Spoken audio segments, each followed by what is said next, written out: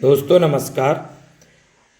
आपको पिछली वीडियो में उपसर्ग और प्रत्यय के बारे में बताया गया था कि ये कैसे बनते हैं और कितने प्रकार के होते हैं और उपसर्ग किसे कहते हैं और प्रत्यय किसे कहते हैं। आज उन्हीं का आपको जो है अभ्यास कराएंगे। तो आइए ऑप्शनल प्रश्नों का अभ्यास हम करते हैं और वेरी वेरी इंपॉर्टेंट हैं आपके किसी भी कॉम्पिटिटिव एग्जाम के लिए जिसमें हिंदी आती है। तो पहला प्रश्न है, उपसर्ग का प्रयोग होता है। आपको बताया था उपसर्ग का प्रयोग शब्द के आदि यानी आरंभ में होता है। दूसरा प्रश्न है, जो धातु या शब्द के अंत में जोड़ा जाता है उसे हम क्या कहते हैं? प्रत्यय कहते हैं। अगला प्रश्न है, प्रख्यात में प्रयुक्त उपसर्ग है प्रा। प्रख्यात में प्रयुक्त उपसर्ग क्या है? प्रा। अगला प्रश्न है, प्रत्युत्पन्नमति शब्द में कौन सा उपसर्ग है? तो देखिएगा, प्रत्युन्नमति में प्रति उपसर्ग है आपका। कौन सा? प्रति। अगला प्रश्न है, गमन शब्द को विपरीतार्थक बनाने के लिए आप किस उपसर्ग का प्रयोग करेंगे? यानी गमन के पहले क्या जोड़ें कि ये उल्टा हो जाए? आ गमन। क्या जोड़ जाएगा? आ। नेक्स्ट प्रश्न है, निर्वासित में प्रत्यय। प्रत्यय शब्द के पीछे जुड़ते हैं तो निर्वासित में प्रत्यय आपसे पूछ रहे हैं तो इसमें इत प्रत्यय होगा। कौन सा होगा? इत। नेक्स्ट प्रश्न है, लेखक शब्द के अंत में कौन सा प्रत्यय लगा हुआ है? तो लेखक के अंत में अक प्रत्यय लगा हुआ है। नेक्स्ट प्रश्न है, अनुज शब्द को स्त्रीवाचक बनाने के लिए आप किस प्रत्यय का प्रयोग करेंगे? तो स्त्रीवाचक अनुज माने होता है पुत्र, तो अनुज माने छोटा, तो इसको स्त्रीवाचक बनाना है तो अनुजा होगा। क्या होगा? अनुजा। आ जुड़ जाएगा।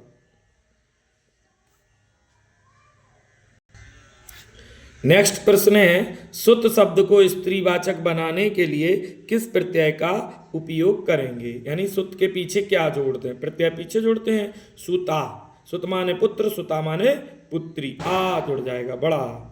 नेक्स्ट, स्पर्श शब्द को विलोमार्थक बनाने के लिए किस उपसर्ग का प्रयोग करेंगे? यानी स्पर्श को विपरीत उल्टा बनाना है तो इसमें कौन सा उपसर्ग आगे जोड़ेंगे? आ। स्पर्श हो जाएगा, जिसका मतलब होता है स्पर्श ना होना। नेक्स्ट, प्रतिकूल शब्द में कौन सा उपसर्ग प्रयुक्त है? तो प्रतिकूल में प्रति उपसर्ग आता है। नेक्स्ट प्रश्न है, कौन सा उपसर्ग आचार शब्द से पूर्व लगाने पर उसका अर्थ जुल्म हो जाएगा? अति लगा देंगे तो अत्याचार हो जाएगा। क्या हो जाएगा दोस्तों? अत्याचार। नेक्स्ट, निम्नांकित में से कौन सा शब्द कृदंत प्रत्यय से बना है? कृदंत वो होते हैं जो कृत प्रत्यय से बने शब्द होते हैं, अर्थात जो क्रिया में जुड़ते हैं या धातु में। तो इसका आंसर होगा बिकाऊ। बिकाऊ, बिकना एक क्रिया है, उसमें आऊ प्रत्यय है, ये कृदंत शब्द है। अगला प्रश्न है, किस शब्द में आवा प्रत्यय नहीं है? दिखावा, चढ़ावा, लावा, भुलावा। तो देखिए, दिखावा में है आवा, दिख में दिख शब्द है और उसमें आवा प्रत्यय है। चढ़ावा में चढ़ शब्द है, आवा प्रत्यय है। लावा, लावा में देखिएगा आपका वो जो है आ प्रत्यय है, सिर्फ आवा प्रत्यय नहीं है, तो इसका आंसर ये लावा होगा। भुलावा में भुल शब्द है और आवा प्रत्यय है, तो इसका आंसर होगा लाभा, जिसमें आवा प्रत्यय नहीं है। नेक्स्ट, इनमें से कौन सा शब्द समूहवाचक प्रत्यय नहीं है? लोग, गैर, वर्ग। ये देखिए, ये समूह शब्द हैं, लोग, गैर, वर्ग, यानी बहुत का बोध कराते हैं, जबकि प्रेस समूहवाचक प्रत्यय नहीं है, तो इसका आंसर होगा प्रेस। अगला प्रश्न है, व्यवस्था से पूर्व कौन सा उपसर्ग लगाएं कि उसका अर्थ विपरीत हो जाए? तो यहां पर विपरीत करने के लिए आव लग जाएगा, अव्यवस्था। ठीक, तो उल्टा बन जाएगा, व्यवस्था का उल्टा अव्यवस्था हो जाएगा। नेक्स्ट प्रश्न है, निम्न में से किस शब्द में प्रत्यय का प्रयोग हुआ है? विकल, अलक, पुलक, धनिक। तो भैया इसमें धनिक में इक प्रत्यय का इस्तेमाल हुआ है। नेक्स्ट प्रश्न है, निम्नलिखित में से किस शब्द में प्रत्यय लगा हुआ है? सागर, नगर, अगर-मगर, जादूगर। तो देखिए जादू एक अलग शब्द है और गर एक अलग है, इसमें गर प्रत्यय जुड़ा हुआ है। अगला प्रश्न है, किस शब्द में उपसर्ग का प्रयोग हुआ है? उपकार, लाभदायक, पढ़ाई, अपनापन। तो देखिए उपसर्ग है, इसमें कौन सा है? उपसर्ग है। अगला प्रश्न है, अनुवाद में प्रयुक्त उपसर्ग। तो अनुवाद में उपसर्ग क्या है दोस्तों? अनु है।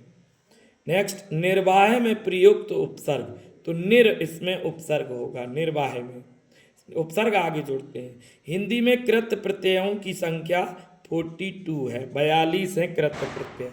कृत प्रत्यय जो धातु या क्रिया में जुड़ते हैं। अगला है, कृदंत प्रत्यय किन शब्दों के साथ जुड़ते हैं? तो अभी बात आया था कि क्रिया के साथ जुड़ते हैं।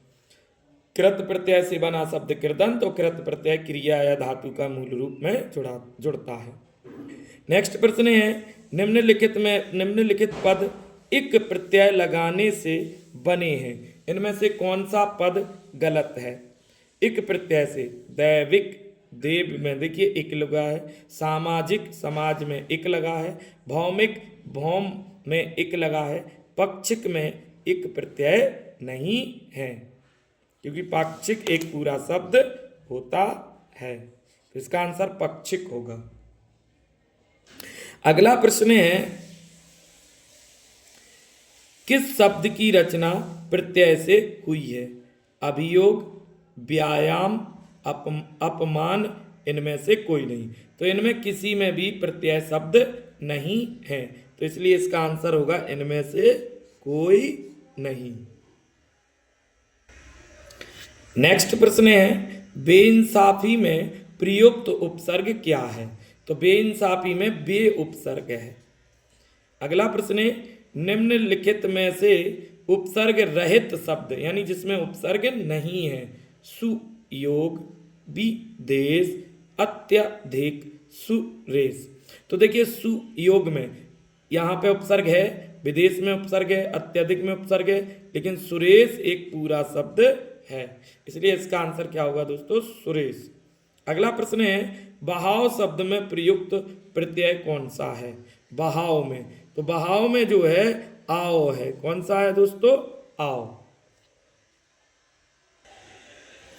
अगला प्रश्न है, विज्ञान शब्द में प्रयुक्त उपसर्ग है। तो विज्ञान में वी उपसर्ग होता है, कौन होता है? वी। चिरायु शब्द में प्रयुक्त उपसर्ग है, चिरायु में चिर उपसर्ग है। धुंधला शब्द में प्रयुक्त प्रत्यय है, धुंधला, तो धुंधला में ला प्रत्यय है, कौन सा है? ला। प्रत्यय शब्द के पीछे जुड़ता है। अगला प्रश्न है, दोषहर्ता में प्रत्यय का चयन कीजिए। तो दोषहर्ता में हर्ता प्रत्यय है, कौन सा है? हर्ता। और अगला प्रश्न है, किस शब्द में उपसर्ग नहीं है? अपवाद में, पराजय में, प्रभाव में, ऊड़ना में। तो अपवाद में अप उपसर्ग है, पराजय में परा उपसर्ग है, प्रभाव में प्रा उपसर्ग है, लेकिन ऊड़ना एक पूरा शब्द है, तो इसमें कोई उपसर्ग नहीं है। संस्कार शब्द में किस उपसर्ग का प्रयोग होता है? तो देखिए संस्कार में जो अंकी बिंदी है वो आधे माह में कन्वर्ट हो जाएगी, इसलिए यहाँ पर सम उपसर्ग होगा, कौन सा होगा? सम।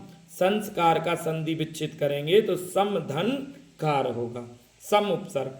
पुरोहित में उपसर्ग है, पुरोहित में तो रा जो है वो विसर्ग में बदल जाता है, तो पुराह होगा इसका उपसर्ग, क्या होगा? पुराह। अगला प्रश्न है, अवनत शब्द में प्रयुक्त उपसर्ग है। तो अवनत में उपसर्ग जो है वो अब है, कौन सा है दोस्तों? अब। और अगला है, सावधानी शब्द में प्रयुक्त प्रत्यय, सावधानी, तो देखिए सावधान में ई प्रत्यय है आपका। और आज का आखिरी प्रश्न है, कनिष्ठ शब्द में प्रयुक्त प्रत्यय कौन सा है? तो इष्ट प्रत्यय है। तो दोस्तों आपको अगर वीडियो पसंद आया हो तो लाइक करें, सब्सक्राइब करें, कमेंट बॉक्स में कमेंट करें और बेल आइकन जरूर दबाएं।